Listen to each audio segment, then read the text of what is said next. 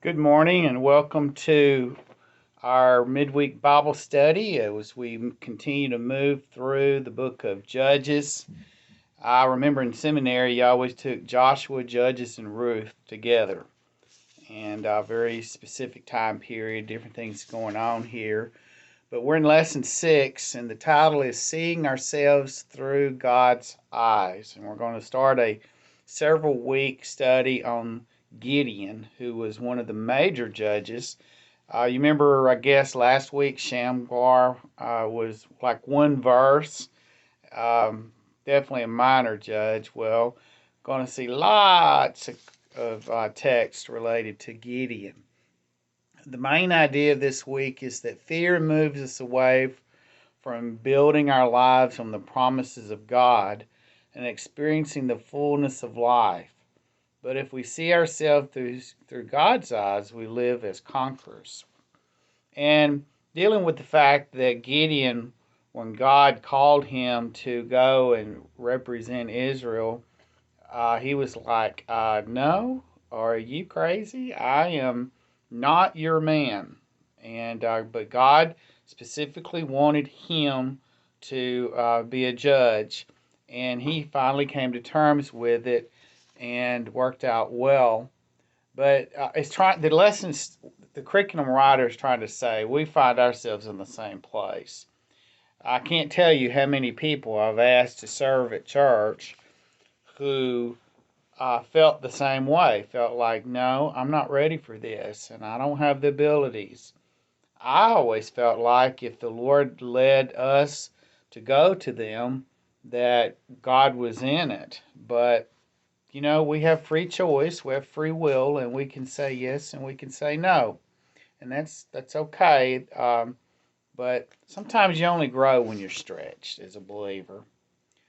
So the point is we need to serve God, but none of us really are ready to do that, and fear is certainly a part of that. The quick read in the curriculum is God is going to find Gideon in a strange place, but God is going to call him to serve and remind Gideon that he will be with him through it all. So, it's interesting. God himself in the person of an angel will come and visit Gideon and call him. Very powerful calling for Gideon. He had no um, doubt that God wanted him to do a particular thing. So let's talk about some things in the introduction. First thing is we see again this same cycle. So there's a lot of things the same and some things in this lesson that are very different this week. But we see Israel sinning. We see God pulling back his protection and allowing them to be attacked by their enemies. Israel calling out to God, God sending a judge, the judge leading them to victory, then peace, relative peace for a little while, and then the cycle starts all over. But the point is that every time this happens with every judge, Israel is a little bit lower. And that's one of the things that's different. Every time Israel was attacked in the previous study of different judges, it was a terrible thing. And the people were in a very difficult place. But things have gotten worse. And you can read in the text as we go along that things are worse. And so we find them in today's lesson hiding in dens and caves in the mountains. I thought about this in Matthew 24, where Jesus talking about some things about the end of time and 70 AD. And so this is worse. This is markedly worse. This is different. This is a different low, a lower low. They're even losing their food sources to the Midianites, their crops and their animals. Here they're trying to survive, hiding out in the hills, and their crops and their animals and everything is just being taken over by the Midianites. So this is a low, low, a lower low. One thing you're going to see in this lesson is God Himself will speak to them through a prophet, and directly to Gideon himself. So I made a note here in my notes, 7 lessons on Gideon. So he's a famous judge. 7 lessons as we move forward. Well, let's go ahead and look at our text. And in my book, we're on page 55. I divided it into 3 sections. And the first section is chapter 6, 1 through 6, and it deals with the oppression and the devastation that they are seeing for this go around. So let's read it together. The people of Israel did what was evil in the sight of the Lord. Oh my gosh, how many times have we read that? And the Lord gave them into the hand of Midian for 7 years. Now, that's not just my opinion about God pulling back his protection the way I've worded it each week. This is what we find in the text. Now, I'm here to tell you that not every time something bad happens to you, God's pulling back his hand of protection from you as a believer, but sometimes he does. And you need to at least look at that and think about that. So the hand of Midian overpowered Israel, and because of Midian, the people of Israel made for themselves the dens that are in the mountains and the caves, the strongholds. So they're hiding out. For whenever the Israelites planted crops, the Midianites and the Amalekites and the people of the east would come up against them. They would encamp against them and devour the produce of the land as far as Gaza, and leave no subsistence in Israel, and no sheep or ox or a donkey. So they're like starving. For they would come up with their livestock and their tents. They would come up like locusts in number. Both they and their camels could not be counted. So they laid waste the land as they came in. And Israel was brought very low because of Midian. And the people of Israel cried out for help to the Lord. Well, there you go.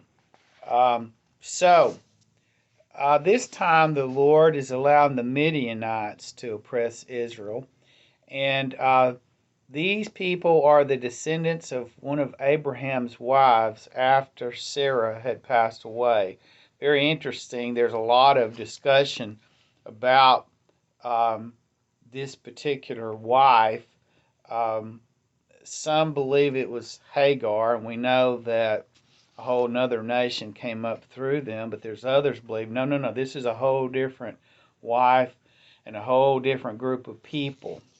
I spent some time reading about it, but that's one of those things you can spend a lot of time reading, and I didn't have the time to do it. Second point I saw is they simply just outnumbered Israel. The Midianites were like nomads, and they're from the southeast, and it mentions that they rode camels. I can't remember Israel and the Israelites riding camels. So this is a very distinct, maybe I've just missed it and it's in there. But they domesticated the camel, and they're nomads. They live out in tents, and they move around a lot.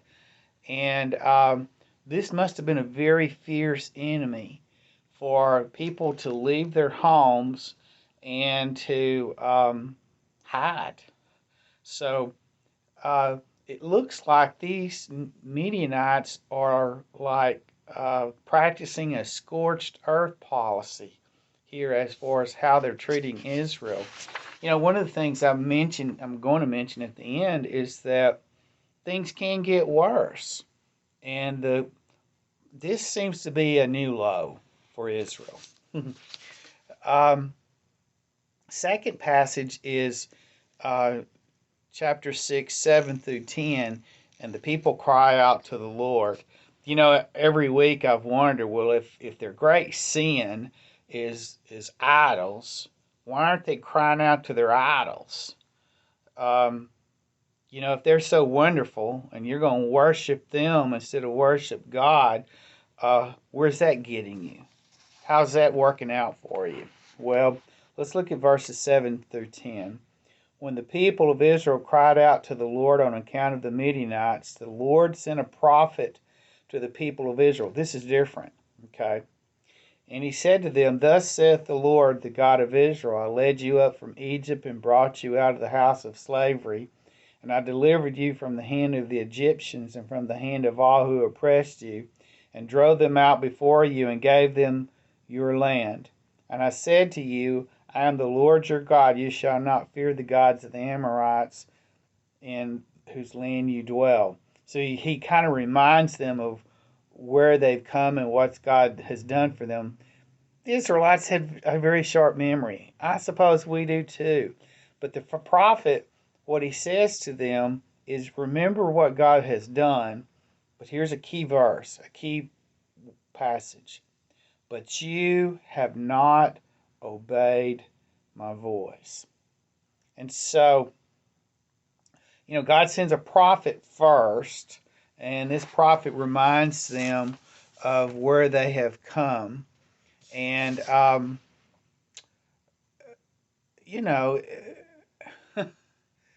this is kind of a new move. The Lord sends a prophet to the people to remind them that they have been saved before by the Lord, but they're still not being faithful. We need to remember what God has done for us. I mentioned Sunday in Big Church during the announcement time that my mom died when I was 14, and my dad got hurt at work, and we actually received care packages once, and during the holidays, it was an extended kind of thing, and it was hard to see people drive up with a box and give it to us. We were very prideful and wanted to be self-sufficient. I remember that Christmas I got one gift, and it was a living Bible. Still have that thing somewhere. But we need to go back and remember what God has done and how He's taken care of us and the great gifts that He's given us in the past. Not only when times are good, but we need to remember that when times are bad, to have faith and know that He's going to take us and move us forward. Third passage is where God shows up.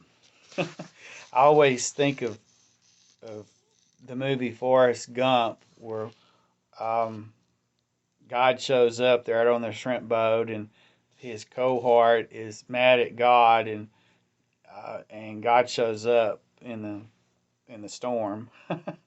But let's read that. It begins in verse 11. Let's see here, 11 through 16. And now it's where we're introduced to Gideon.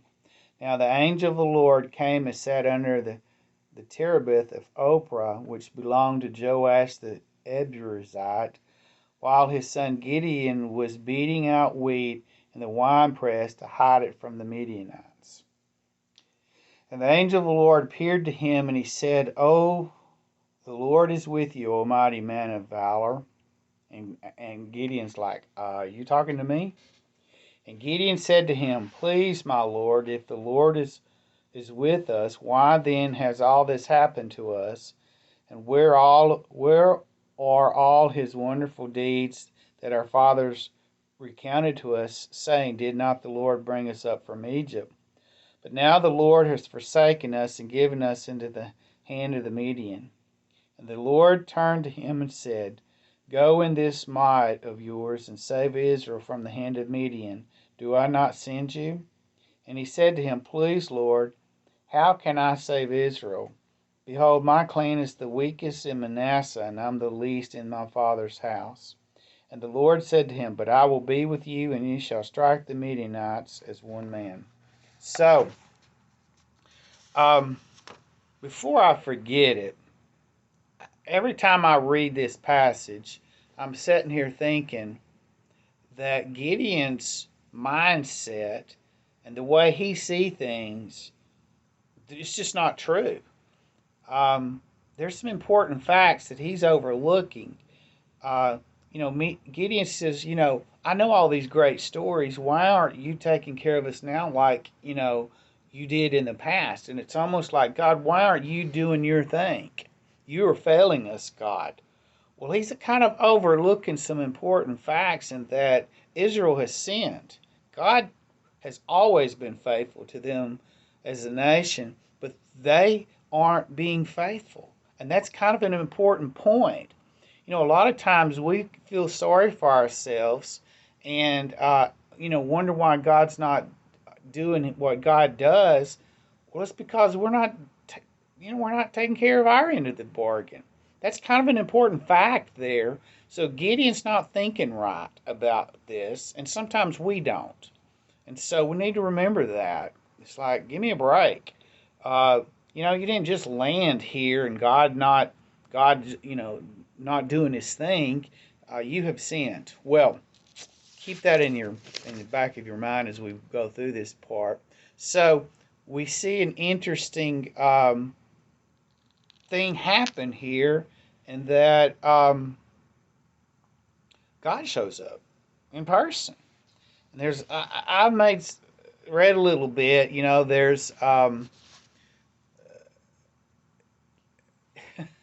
There's lots of opinions here. We don't really know uh, who this is. We know this person represents God, but is it an angel? Is it a mighty angel who acts as a special representative of God? Um, could be there. I mean, the text calls him an angel, but then he speaks for God like he is God. Um, it could be that God takes the form of a person. That would be an interesting thing.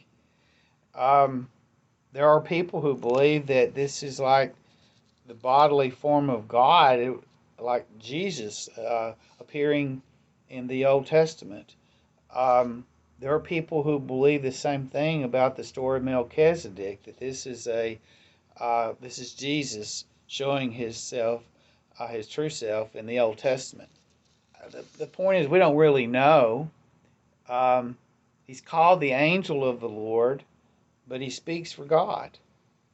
Um, Sometimes it seems that this is God Himself, and other times it seems like this is an angel. Um, some commentators threw a word around the word theophany, where this is an Old Testament um, time where God shows Himself. It's interesting. I did a little bit of reading about this.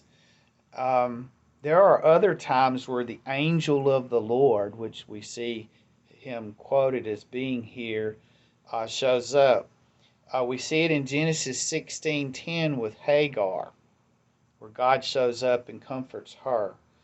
We see it with Abraham and Sarah, where these angels show up representing God. That's in Genesis 18:1, and say, "Guess what? You're old, but you're gonna have a baby." And they're like, "Really?"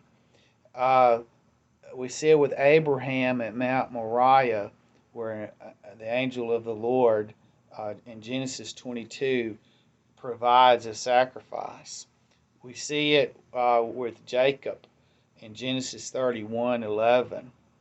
We see it with God speaking through the burning bush in Exodus chapter 3. And we see it with Joshua in chapter 5, verse 13 of that book. So this is something that we see. It is a little bit different every time we read about the angel of the Lord. But it's interesting. When you read this, it's like there's an angel. We know it's an angel. But this angel speaks for God. Sometimes like this is God. And so this may be one of those things we don't really know how to describe it. And there are things in Scripture that way, like the Trinity. How do you describe the Trinity? So it's interesting that he calls Gideon, "O mighty man of valor." And it's almost funny because Gideon is actually in hiding. Um, he's out beating the wheat in a wine press, that most of the commentaries I was reading acted like he's not out there in the open like you would think a wine press would be, close to the field in the open field. He's like hidden where he can't be found. He can't be seen, and so he's hiding. And God shows up and says, "Oh, man of mighty valor." Um, so Gideon is interesting. He is skeptical about God, but he doesn't have his facts straight. He doesn't want to go. God tells him exactly what he wants him to do, and Gideon argues with God and says, "I'm not your man." Reminds me of Moses, where Moses says, "Who am I that I should go to Pharaoh?" And it reminded me of Jeremiah, who says, "I don't know how to speak. I'm only a child." But God convinced him to go. That was God's perfect will. And I think many times, sometimes we don't really know for sure 100% what God's call is or what God's perfect will is. And sometimes we struggle with that. God, what do you want me to do? What's the right thing to do here? Like God's somehow hiding his will from us. And I don't think God does that. Um, Sometimes God's just saying, wait a little while, and we want our answer today. But Gideon knew, okay, God spoke very plainly. God was in his presence. You don't get no more clear God's will than you find with Gideon in this story today. Well, he ends up doing it. So today's really an introduction. Truths. I got 4. Probably heard more than that in the lesson, but first thing I put is, again, we see generational sin going on. This is a whole different generation. Some time has gone by. In the Bible, a generation is 40 years because that's how long the people of God wandered in the wilderness before that generation died and went away. That's one of the ways they judge time in the Old Testament, is a generational things, 40 years, because of that. But there's a chain of sin going on here, and it's idols. It's the great sin of a nation, and God is judging them because of that. And I want to remind you, it's because they weren't faithful and pushing out the enemies that were in the land. They got tired. They didn't finish the job. It's one thing to start a job. It's another thing to finish it. So we see generational sin going on. Second thing is things can get worse. Okay, you may think your life is terrible today and things aren't so good. Well, let me tell you what, they can get worse.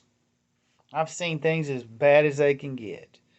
It can get worse. So be grateful for what you have today and work to make it better. But park in the back of your mind, things can get worse. I want to remind you, too, that's the nature of sin. Sin always makes things worse, and it pulls you down. And so let's be faithful. But things can get worse. Third thing is fear is a terrible motivator. um, I'm sure God sees some usefulness in fear. Like, I'm fearful of standing out in the highway. Okay, so that can be used as a positive thing. But so many times fear keeps us from doing things that God really wants us to do. So push it back. Do what God really wants you to do. Don't let fear dictate what you do or you don't do. Let God's will and understanding God's call on your life be what dictates what you do, not fear. Last thing is, you're capable of much more than you think you are for the Lord. So go do it. Be faithful. Let him guide you. Let him strengthen you. Let's pray. Jesus, we love you. We trust you in all things. I pray that this lesson would be used for your glory. I pray that we'd keep our eyes on you and not the negative situations that pull us back. I pray that we'd have our facts straight about you and what you've done. And remember that most of the time that our problems are brought on us by our sin and not your unfaithfulness for sure. Lord, I'll bless this lesson like only you can. I pray that your Spirit has been the real teacher. It's in your name that I pray. Amen. Have a great week.